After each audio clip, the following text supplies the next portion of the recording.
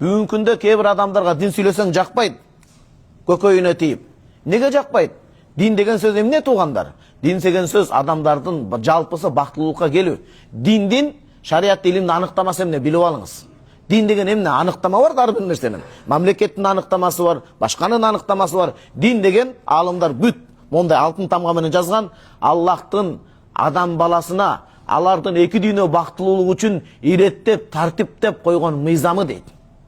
Адам баласынын эки дүйнөлүк бактылуулугу үчүн тартиптеп, иреттеп, түзүп берип койгон жол жобосу деп атат да.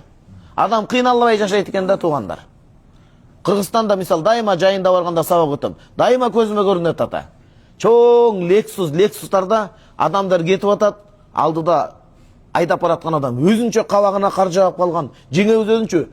Сыртынан карасаң бактылуудай шарт бар, бирок экөө бөлөк да. Бул муну кызганып, дагы кими менен бул кетип калды дейт. Мунуку тутулуп калбаш керек, башка нерсе менен кетип атат. Сыртынан үй бүлөдөй көрүнөт, бирок үй бүлө эмес ал.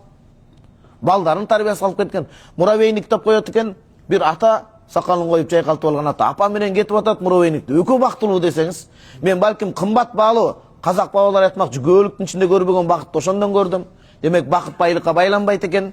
Бир нан таап жесе дагы атасы, апасы, балдары деп бөлүп жесе, караандай сууга салып жесе, ошол бактылуу экен. Раматылык Чубак устоз окуп жүрсө, бизде ошо атка минерлерден бирөө келип, анан мага кызмат кылып койбойсуңбу деген экен. Макул деп кызмат кылган. Бирок эле жумшап алыптыр. Анан айтыптыр, эми кечиресиз, колдон келген кызматымды кылдым. Мен бул жерде студентпин, окуманга алып кетип атам. Эртең барганда мындай тааныш билиш керек го сага десе, мага тааныш билиш кереги жок дептир. Мен алган аздыр көптүр илимимди таркатыш үчүн бир мечит болсо жетишти деген экен да. Туугандар, бакыт бир байлыкка байланбайт экен. Бир кепеде жашап жүрүп да адам бактылуу боло алат экен да. Бир апа айткан экен, айбыдай болсо да күйөөм бар, алачыктай болсо да үйүм бар депчи. Бакытты баалап калыш керек экен да.